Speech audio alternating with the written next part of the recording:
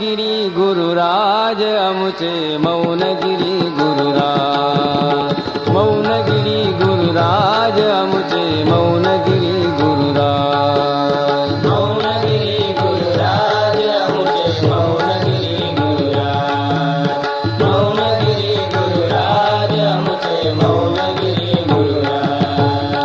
दहेगावाची खान हिऱ्याची कृपा झाली शंभो देवाची, कृपा झाली शंभो देवाची, कृपा झाली शंभो देवाची.